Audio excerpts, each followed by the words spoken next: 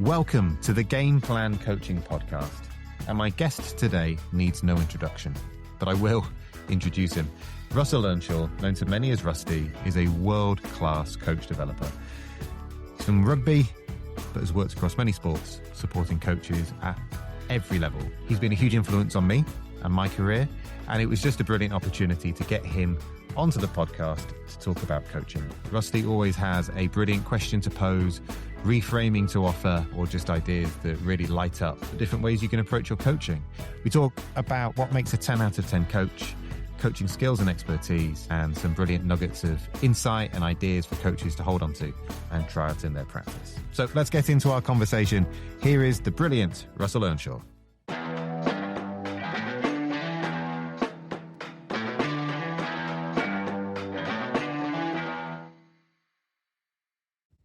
Right, Rusty, you've been on a billion podcasts, so I'm not going to ask you for a bio, but I'm going to ask you some quickfire questions in a moment. But based on what we were talking about just before we came on air, if you and I were rocking up to a coaching session and you pointed a coach out to me and you said, yeah, he's a 10 out of 10, or she's a 10 out of 10 in the way that they coach, what would we be seeing and hearing? Oh, that's a good question.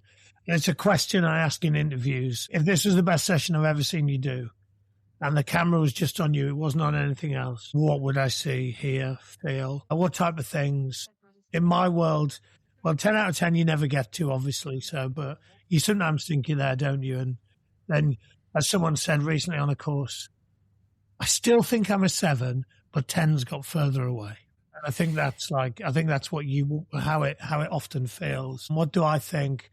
I think if you've designed practices well, they'll do a lot of the heavy lifting for you. So clearly, a really well-designed game is necessary but not sufficient. So a really poorly designed game is probably just as bad as other stuff. I think that you would have players coming to coaches more often, like them to you interactions rather than you to them. Probably shows that they trust you and they think you're going to help them get better. I think if I was thinking about a rugby or a football coach, they would definitely be using teaching skills like freezes and replays and peer-to-peer feedback, and they would probably be doing less huddles and more freezes and maybe more player-led stuff. I think if you ask them, like, what stuff have you noticed, what are you thinking about, like, they would have real clarity on, this is where we're at. Here's some stuff I've noticed. I've chosen not to intervene on that yet. I'm just waiting on it. I've also noticed this. I would probably spend a lot of time looking at their eyes, probably thinking about, like, where are they standing, where are they looking. And then in my experience, the best is they just have real simple options where you just go, geez, like, that's so obvious, isn't it? Like, Fletch always used to do that, where you'd be like, oh, this looks like it's not quite working. And Fletch go, okay, cool. We're just going to change the rules. So if anyone takes the ball standing still, it's turnover. And you're like, oh, that's helpful. It's just dropped a little pebble in the pond, and that's probably solved most of the situations that we've got going on. I think that they are also, like, comfortable that, I know you've spoken to Craig earlier today, and he would talk about being prepared, not planned. I think they're comfortable with it being ambiguous at times. So they probably wouldn't look stressed or frustrated if it had gone slightly off track. They'd be thinking, okay, what's going to be helpful next? Do we follow this route, or do we need to come back to here? They would have, like, probably real good check-ins with their co-coaches, or if it was up in other sports, it might be like their MDT, and they would be maximizing the rest of the old people in the environment, and probably also, in my experience, like, developing those people. So they would, when you get to be, like, I'm thinking about people like Fletch or Clark Laidlaw, or I'm thinking about those people, and they are also, like, just developing other people around them. And sometimes those other people don't know. Sometimes they do know, but it's just done really skillfully. And it's like, it's cool to watch, isn't it? Like, you'll see it as well, where you go, oh, wow, like, and if I'm honest, they generally look like they're really enjoying it.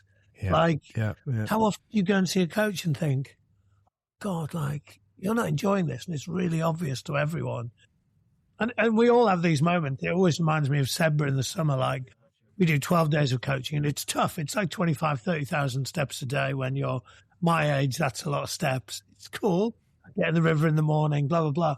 But there's a few times where you go in your room and you have a moment with yourself and you go, come on, Rusty, put the smile on. You can do this. So they look like they're enjoying it. And then the last thing for me is like, and this was as at Bayern Munich in November with Vincent, and he spoke about keeping the small problems small.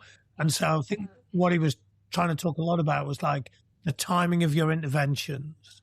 So the best coaches I see probably don't let something become something it doesn't need to be.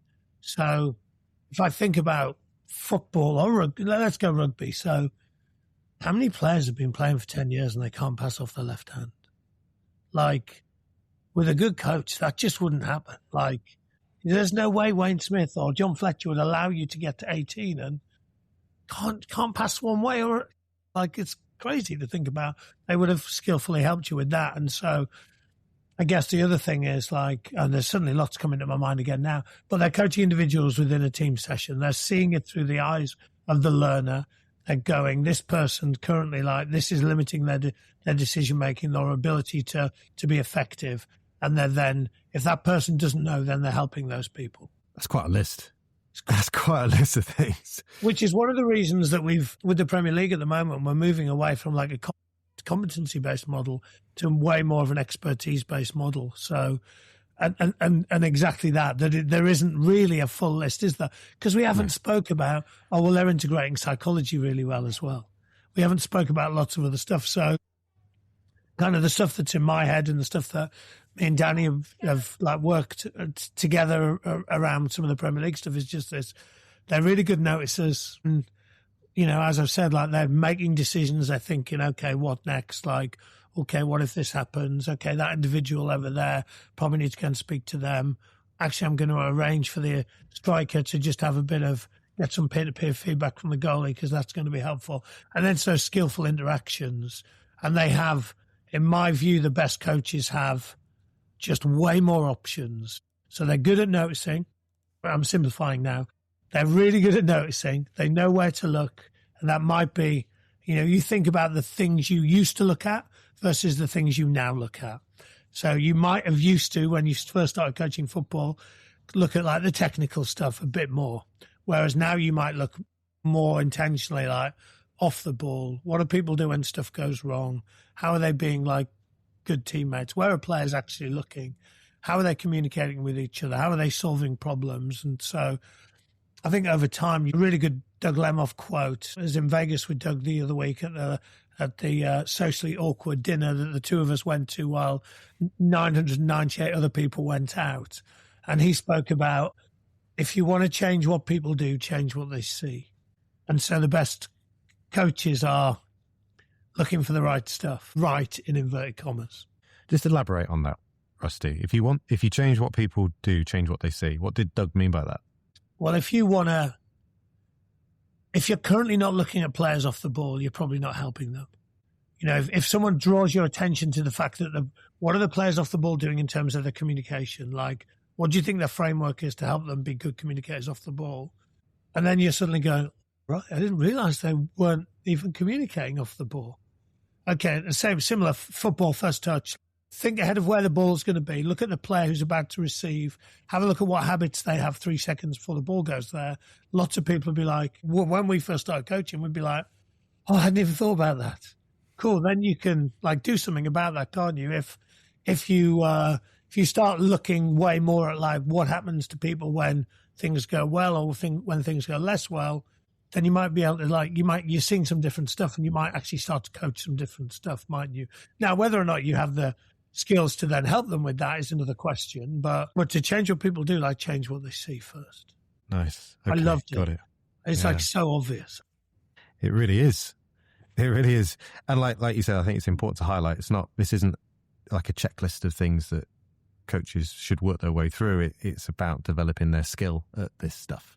I do I mentor on the RFU level 3 and it's like the bane of my life. Poor old Webby and Kernsey are currently asking me to send back one of my forms on the level 4 and it's competency based and it's like, it's a list of about 4,000 things, you know, looks presentable. Like, what does that even mean? Like, yes, You know, like, so just this list of competencies, date it, initial it, like, and of course, like, I don't really work like that. I've just got to, like, you know, cut and paste everything into the thing and then send it off to them. But, like, it's just not, the coaching just doesn't, it's just not like that. As you were saying earlier off air, like, sometimes people are worrying about the car park. Yeah. Sometimes they're worried about the floodlights not working, or the fact that they've thought they had a full pitch and they've got a quarter of a pitch, or the fact that, like, half their group have got their exams and so there's some stuff going on for them, or they've just got their exam results. Or so, yeah, it's not as simple as like this to this to this, is it? From your experiences, do coaches struggle a bit with the uncertainty? Because I've noticed that I used to want to control as much as I possibly could in a session, and then as time has gone on, feeling more comfortable to let go of some stuff has always been helpful for me. Yeah, and it often leads to co-coaching problems. So if I give you a story, I was up at Sale a few years ago, and I was in a meeting where the coach would. So I later asked both of them, what's your relationship with uncertainty like? Like 0 to 10, how comfortable are you with? Like, if 10 is, just throw it at me. And so the coach that was a 2 was running the meeting, very linear, very much this to this. Coach speaking over clips, no questions, don't open it out. It's all good. And then the other coach, who would be about an 8, asks a really open-ended question that sparks the whole meeting into life, if I'm honest, like lights it up. But you can see that the 2 out of 10 coach disappearing like Homer into the hedge, slowly, almost like leaving the room. So, yeah, I think it's an interesting thing for you to think about, isn't it? Like, what's your relationship like? And I guess for me, that's where expertise comes in, because expertise is about having more options, probably having less surprises, because you've seen that before. I've seen something like that, and I'm just going to try this as an experiment. This might work here. Whereas if you don't have those options, and clearly there's lots of ways of developing those options, go and watch really good coaches coach, go and coach with other coaches, go and, as you've been doing, coach in different sports, gymnastics, rowing, team sports, football, boys, girls, able-bodied, disabled, performance, development, whatever the difference between those two things is. Yeah, so creating this kind of set of experiences for yourself, I think, is super important. And of course, like, the reality is we all started out with this kind of fear of uncertainty, didn't we? I remember Brian Ashton, who would be one of the most like open-minded coaches I know. He said, thank God video wasn't around when I first started coaching. There would be no evidence of what I did. And I was coached by Brian in the 90s, and it wouldn't be like your coaches now. Like, we've all been like, you know, on this kind of, you know, overused word journey. One of the things I was really like, wish I'd done is, if I could have just had like an A4 piece of blank paper and gone, at the end of each month, I write what I think I know about coaching on it and how it all fits together in my head. And then I had this kind of scrapbook that I could flick through. Now, I've got lots of my old Moleskine books, and I do go through them, and they're not as bad as I thought they were. But you can see an evolution to being way more individualized, to being way more about decision-making, to being way more like human first, to measuring some different things, to being way more aware of how I worked with other coaches, and lots of other things that I guess that's why mentoring and coach development and hanging out with people that are older than you is helpful. Yeah, of course. And I think the way that you frame a question, and even if people don't have the answer, the way you position the question really makes people think. It really, really makes people think. And I think what's your relationship with uncertainty? And then maybe go, okay, what was it like a year ago?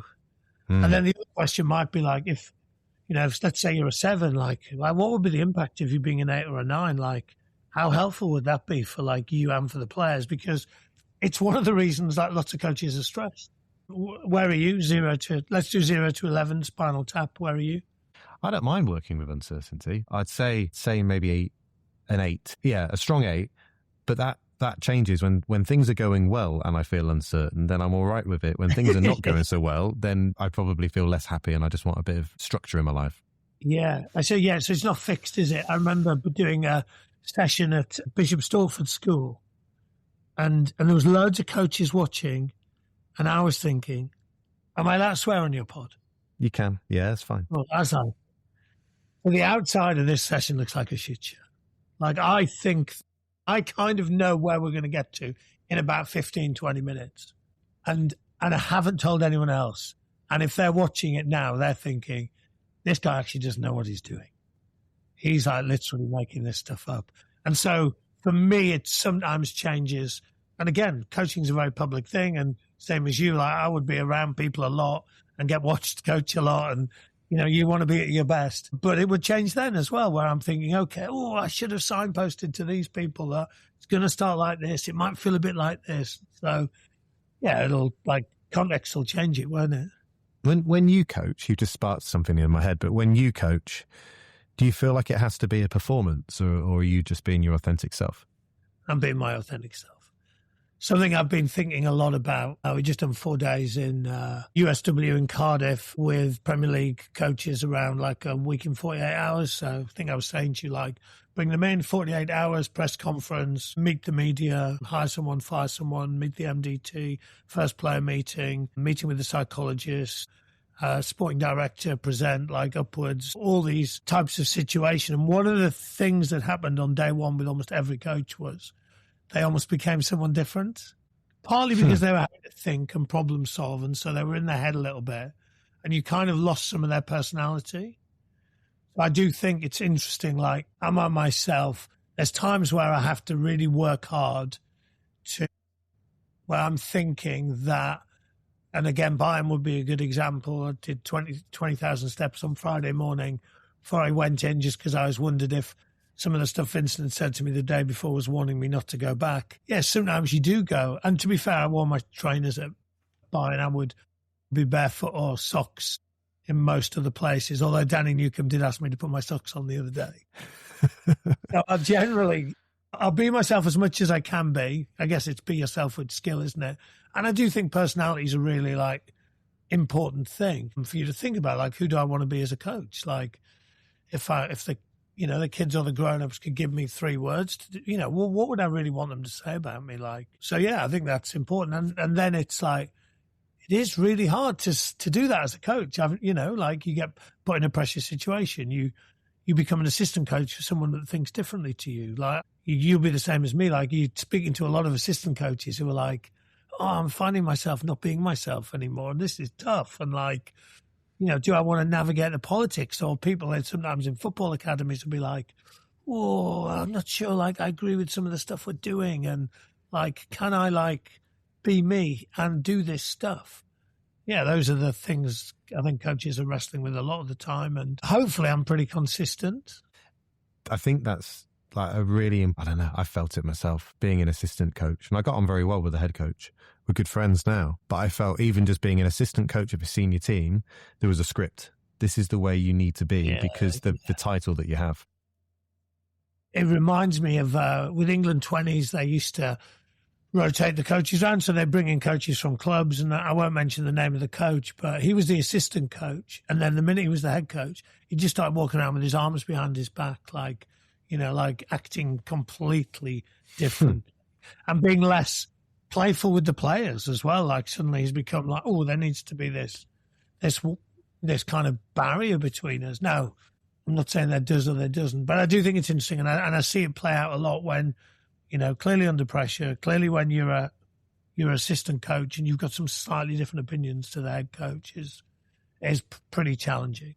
I guess the cool thing for you and the cool thing for me is you get to jump into lots of environments. So, hopefully you're able to like test whether or not your personality does work in different places. Yeah, absolutely. I try and create this balance between being myself, bringing a sense of normalness to my work. But then also, if I need to try and be provocative or play a different role with the coach or frame it, I'm going to put this hat on for 5. I'm going to ask you a question that will feel really disruptive because I want to be disruptive right now. So it's not perceived as, hang on a minute, he's had a personality switch overnight. Yeah. If we were to ask some of the coaches who you work with to describe you in 3 words, what would you hope that they say? Well, I got someone to ask Sarah Byrne the other day, because I coached Sarah a long time ago, and I've forgotten them, but they were along the lines of, and this is probably what I would want people to say, caring, I think it's like the start point for everything. I think it's pretty hard to be a good coach if you don't care. I think there's lots of people who don't care, by the way, who are coaches. And it's like a really tough start point for me to think, why are you being a dick to the kids? So that would be it. Challenging. I think lots of people don't coach or they don't help coaches. They just let it drift and, 6 months later, someone's out of a job. I'm definitely willing to have those conversations with people. That might be easier because I'm self-employed or because people bring me in. And then I think the third one would probably be like creative. So I would want to, and creativity to me is solutions to problems. So I think I would want to help. I was with someone this morning and he said, Rusty, your life must be exhausting. Like you're spending like time with other people in your head, loads of the time. And I was like, that is so true. And just kind of bouncing ideas, maybe this, what about this? This might be an interesting experiment for us to try type stuff. So I'll have to find out what Sarah said, but I think it was pretty similar to that. And then the other stuff that no one sees is me and Doug Lemov going for dinner in Vegas because we're both socially awkward and there's 1,000 people at the conference and I don't want to spend time with 1,000 people. And I guess one of the challenges, and I'm sure you have this and lots of other people in our world have this, is like, just again, same, just at USW, like just having 3 minutes on my own in the toilet where I can't like speak to another human being for a period of time because I need to do people. Because often people will see you like as, you spoke about performer, but you do need to show up. You do need to be there and you need to be present. And that's really hard. And the flip of that is you need to be so good at recovery and so good at like preparing for performance. Yeah, there's so many moments in the spotlight. You can't shortchange yourself on the bits in between. It's interesting in football, some people have told me, and my initial reaction was this. So some people said, they told me about a few famous managers and they said, they're only in 3 or 4 days a week. And I was like, what? Like, da-da-da. And I was like, after we've just done the week in 48 hours, I was like, I can see why they're only in for 3 or 4 days. Like, they need to be at their best when they're in. And I work with a group of coaches at the moment who are doing really well. And they had a good win this morning. And I messaged on the WhatsApp group, what's helping you guys the most at the moment? And they said golf. And I was like, yeah, of course it is. Like, they're spending time together socially. They've got super competitive about it. It's 4 hours where they can just exercise. They can chat. They can think. Like, of course it's helping them. Yeah. It's so obvious to me now, but it wouldn't have been obvious to me like a week ago, maybe. Yeah, I see that. I was going to ask you some quickfire questions. I'm not going to do it now, but I want to do the quick fires. My ADHD. Well, they're not that quick fire, but you can make them as quick fire as you like. Go on, we'll rattle through a few. Go on. Okay, right. First coaching memory. Jeff Hurst coaching me when I was young up in Stockton. 6'5", 6'6" bouncer. Worked at the Mall in Middlesbrough when you're a young kid. That's pretty cool. He's your coach. What is your coaching superpower? It's a good question. I often ask people, if you're in a room of 100 people, what would be the thing that would make you what's the one thing you're the best at? I think coach behaviour stuff. So having a good understanding of options around, especially within games. So how can you coach within a game to help people get better? What's the one thing you tell your younger self? It's hard because I was pretty confident and that's pretty helpful, like in sport and in coaching to start with, and then obviously you're going to get humbled quite a lot. So, probably like I was really lucky to have the Ken Bowrings, the Keith Lyons, those types of people around me. Probably just keep collecting mentors, Rusty. Like some of them will know they're your mentors, some of them won't, but just keep collecting them and putting them in your top drawer. You're one of the most curious people I know. So what keeps you curious? I think just the intent that I just want people to have a really good experience. Like I want them to feel like they're getting better. I want them to feel like this is really helpful, both from a coaching and a player point of view. So one of the questions, I was just over in New Zealand, and one of the questions that the Maoris might ask in a meeting is, who are you bringing with you today? And so some people spoke about loved ones that have passed. Someone spoke about bringing my 14-year-old self who's still trying to prove to his dad that he's good enough. And to me, I'm bringing the kids out and the grown-ups haven't coached yet. Like, I need to do the right thing for them. Fantastic. What's one thing people wouldn't know about you? Me and my wife just been watching maths. So, and that was one of the questions on the week. It was like, what's one thing people don't know about you? What did I say to my wife? I can't remember now. What people wouldn't know about me. Didn't love coaching when I started it, but I do now. I think I've said to you, like, when you got the job with UK Coaching, like, I jumped up and that was quite a cool feeling to go, oh, right, coaching's pretty cool. Oh, I wasn't coaching, you know what I mean? But yeah. Pretty cool. Yeah, love that. I've got 3 more. One question every coach should ask themselves more often. I like the question you asked at the start. Like, if it was your best session, like, what would we see, hear, feel? And then probably the question I ask that, you know, a couple of questions I'll ask a lot. How are you currently developing self-awareness? And then what's the one skill that's going to take you to the next level? So there's one skill that's going to really help you become a better coach. What is it? And you might not know, so you might need someone to help you with that. What environment have you been in recently that's really moved the dial for you? It always moves the dial. The Brit School is my favourite place. I love it. It's like coaching drugs for me, you know. Like, I don't take drugs, but, like, you know, it's just this place that inspires me. And again, I would recommend anyone reaches out to Tom at the Brit School if they want to go and spend some time there. I would recommend that. So yeah, Brit School. And then honestly, every time I go to New Zealand, it's so people first. The importance of your ancestors, the importance of connection is just doesn't exist over here. So it's a beautiful place. Like, I was buzzing, like, with some of the Maori players where, you know, you go, oh, can I do like the nose rub thing as well? And just cool to do that with them and be allowed into their world. And I think it's so cool. That's amazing. Final one then. What's the most innovative idea or approach you've seen recently? Okay, so shout out to Tony Cook at Peterborough. It's amazing how these things come into my head. We haven't prepared for this. This is a cool idea. I've got a cool idea I'm trialing on the pitch, but I'll maybe talk about that on the next pod. But Cookie said they do a journey day.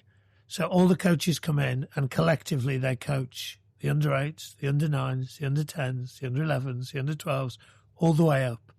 And how cool is that to go, okay, we're moving from the 9s to the 10s. What do we think is going to be different now? What's going to be similar? And the whole group of coaches. And then you go, oh, remember when we coached the 8s at the start of the day? Like, what's different now? So I just think that's cool. It's a great way to do coach development. It's a great way for people to stop. You'll see it as much as I do. But I got a mate who just posted on the WhatsApp group, the Colts coaches blaming the under-16s coaches for the quality of the players. It's actually not that. It's the quality of the coaching of the Colts coaches. But because they haven't connected up those episodes and create helpful transitions for players, then it's just not helpful for the players, is it? So I just think it's a cool idea. Tony Cook, Peterborough United, Journey Day, steal it. Definitely stealable. Love the idea of that. Fantastic. See, it wasn't that quick fire, but I'm glad I asked you now. Yeah.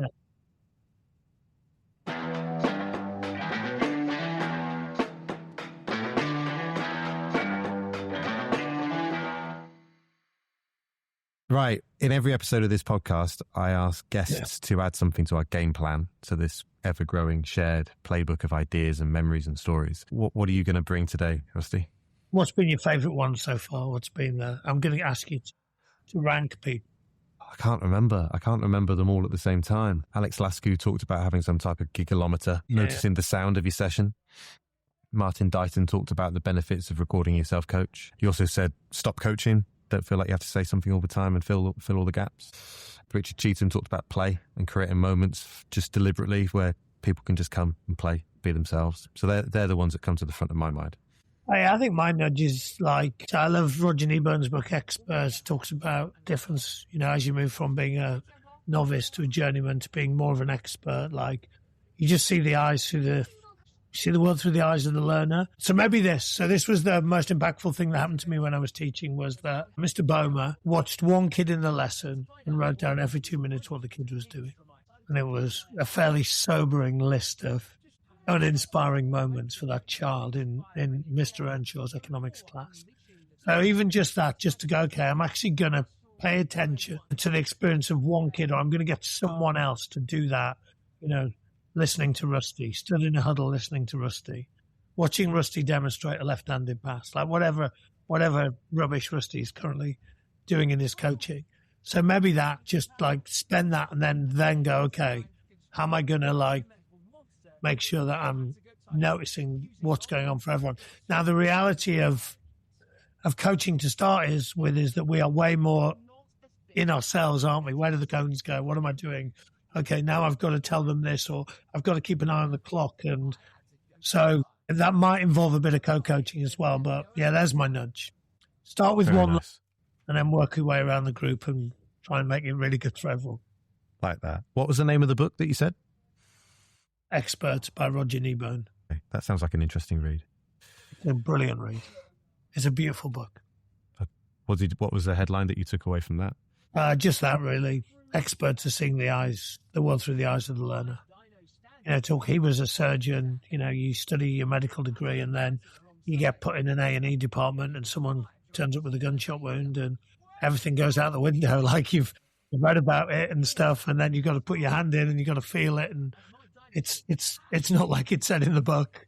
And so that ability to, as we've been talking about, that expertise, that, how do you build up those experiences and learn, and so that you have less surprises in the future? It's a great book. Awesome. Thank you for that. Novice, journeyman, expert, and pay attention to the experiences of one child and build it from there. I'm going to do that when I go and see Charlie playing under-6 football tomorrow morning, and not watch him, watch another. Watch another kid. Don't watch your own. Yeah. It's frustrating. Again, that's interesting. I remember I was at Rosslyn Park, and I chatted to a guy on the sideline. I said, because I was actually going to get some feedback from the coaches. I was like, because I thought they were doing some really good stuff. And I was like, what are you noticing in the coaches? And the guy just went, I'm not watching the coaches, I'm just watching my son. And the reality is, what I've just described is what every single parent on the sideline's watching. What is my son doing? Minute 1, minute 2, minute 3, or daughter, minute 4, minute 5. Like, what is their experience? And do I want to bring them back to this or not? Yeah. And I suppose for lots of parents, their framework for understanding what does good look like might be it might not be as broad as yours or mine, because we haven't seen as many sports or been involved in the same way. Yeah, they might have, at the bit at the start where we spoke about good coaching, they might have thought it involved the coach going to the player more often. My sense is that it might be a player going to another player, or a player coming to the coach. Might mean that coach has created an environment where they've created good learners. And so, yeah, they might think that it's different to what I think it is. So, again, just shows, for me, again, the importance of, if you are a club or a team or probably some signposting around that might be helpful. Yeah. That framing and contracting and sharing, this is what we're doing and why. For me, I've just noticed that over time being so important. So important. Because people will, perception is reality. Yeah. Okay. For me, I would just call it signposting. And again, it's might just be like, with coaches at the start, cool, if there's 1 or 2 things you need to signpost, what do you think they are? Because we're rarely thinking about it. Okay, actually, I'm going to sign. So, Fletcher always did it brilliant with England camps. Player would turn up, great to see you. I'm only going to remember your 3 best moments. I'm going to put everything else in the bin. Like, that's pretty good signposting, that I really want to see cool moments. It might be that today's session is going to be really hard, so it's going to feel quite frustrating. Like, maybe if you could tell me, like, what would be a really helpful mindset for us as a group today, but that stuff at the start that probably prevents some problems a little later down the line. Great.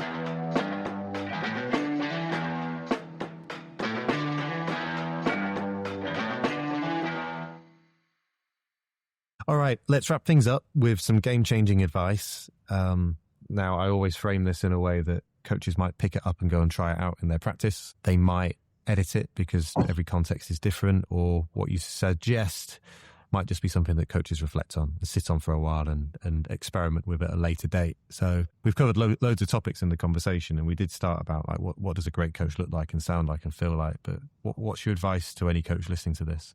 What's been your favourite other answer? Such a coach developer. Well, learning is building on prior knowledge. Once I know, where we're at, I can add or subtract. Right. I can't remember if this was an answer in the conversation or after the conversation, but I was recording an episode with Sky Eddie, who I think you might know. Yeah, that's good. And we were talking about the parent who's also the coach and how difficult it can be sometimes to wear both those hats at the same time.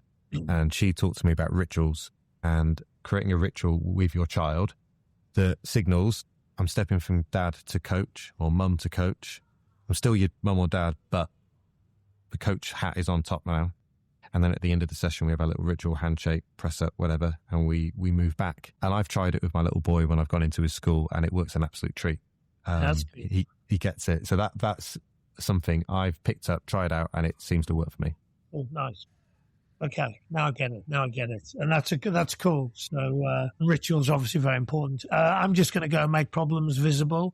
So I think our job as coaches is to set good problems. It might be that you're the best attacker on the other team, and that is a thing that we need to think about. So what might we do differently around Tom? How can we stop him getting the ball? How can we get two defenders and one attacker if it was rugby? Like, what are the solutions to that problem? For me, I would use bibs or headbands to make problems visible. So if Tom's wearing a headband and every time we tackle him, it's worth a go, then we've made that problem visible and we're going to talk about it and we're going to get into some problem solving and we might freeze and we might replay. Or the other thing might be, in rugby, if Tom's the big kid, okay, every time Tom touches the ball 4 times, it's worth a try, but he can't receive the ball off 9 because I don't want him just running off 9, which is really easy for him. So, yeah, just finding different ways of making problems visible, and that can have a huge impact on the session. So if you think about that, if I was just to go 2 teams, point to the person on the other team that's the most skillful player, and you would want to stop them. Saracens would call it roadkill. I'm not suggesting roadkill to children. Then, and we put a headband on both those players, and we've immediately created the need for some stuff. We've created the need for a plan of how we're going to defend Tom. How are we going to get the ball for him?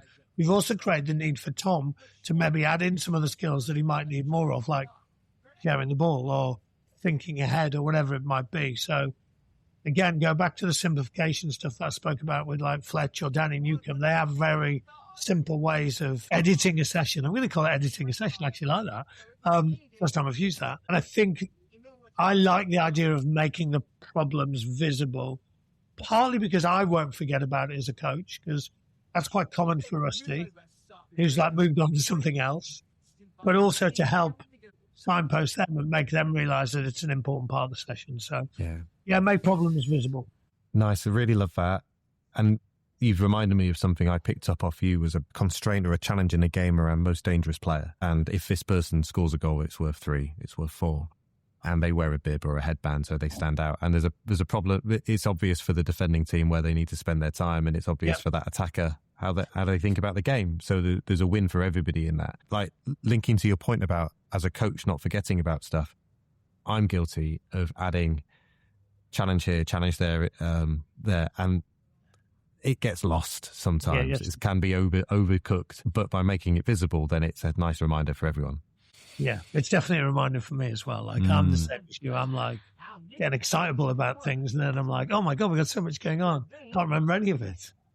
Yeah, definitely. Right, really random curveball question, finish off the conversation. So when I saw you do your magic early on, you had in your kit bag some clickers, like a doorman would have to count scoring within the games. So I went and bought a load. They sit in my garage and they come out with me every Monday. What other novel, interesting kit or resources have you seen coaches working with that bring the games to life?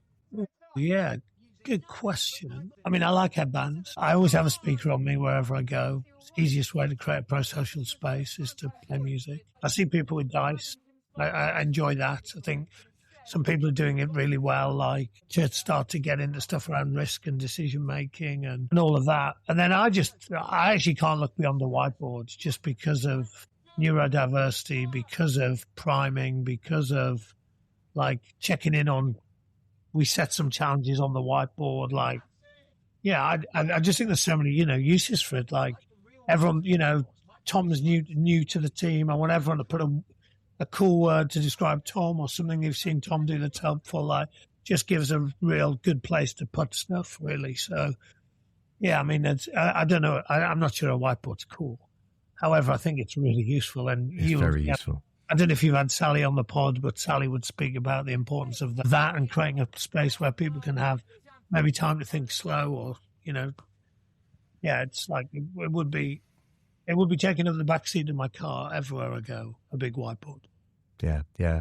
When I was at the FA, it was almost standard issue whiteboard, and I was always very surprised after leaving the FA that other coaches just didn't do this. Yeah. So it's always been ingrained in me. It's just such a useful teaching tool. I've bought after spending some time with you, like a mini scoreboard sits on the side of the pitch, so you can. I've got an electric scoreboard now in the back. Have you? Excellent. Well, maybe that should have been the answer. So yeah, we use those with the Premier League. I've used them at the camp I do in Canada and in the US, and it's a game changer. It's an absolute game changer.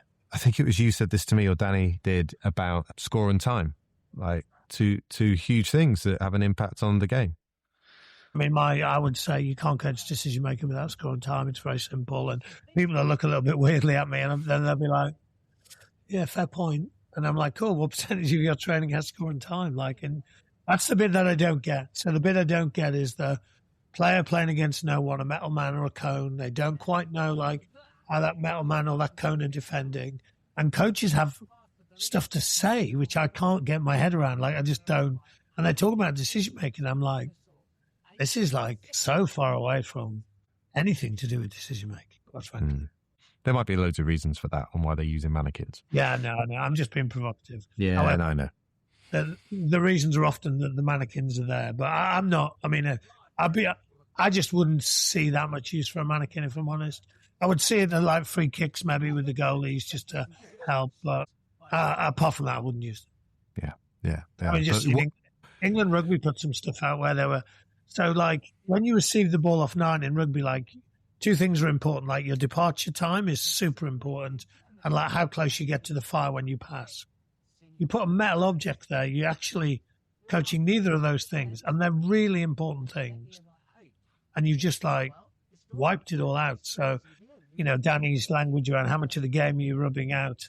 In my sense, they're probably a level 1, if I'm lucky, but you're just on the wrong level of the game. You just rubbed out too much of the game. I know that, you've got to, people in football defend them and all that stuff, but I'm not having it. Alex Lascu was on an earlier episode, and she was talking about her frustration in cricket, where you play in big, wide open, expansive spaces that all the batting's done in nets. Yeah. And she's like, you're getting no information about how successful your shot was. Yeah. I mean, so things, again, you would have to, at the very least, create an imaginary field, wouldn't you? And you would probably have to create a scenario in the game of how many wickets are left or how long's left in time and what the score is. Yeah, as a minimum, really, for me. Yeah, you've got me thinking, what's the most imaginative ways coaches can start using the equipment they have available to them to make the learning environment really cool? So if you are going to put a cone down, and don't forget it leads to poor habits. So in hockey, you want people that can receive and dribble whilst looking up, often looking in the opposite direction to where the pass is. So Doug said, a skill isn't elite unless it involves deception. And I agree with that. So the best hockey players aren't looking where they pass. The best footballers aren't looking where they pass. So what we have is loads of players that are really good at looking down and dribbling, which is really, really, really, really unhelpful. And as a minimum, we might demonstrate what the cone represents. We might go, this is someone who's lunging at you here. So if I just show you what that looks like, this is, and what skill do you think? Because it's then when and why with the skill, isn't it? So as a minimum, I think we could do that. That's why, I guess there's two reasons why you might see all the elite teams do it. It's because A, they've got more time to waste. They're in 7 days a week or whatever it might be. And B, they're experts.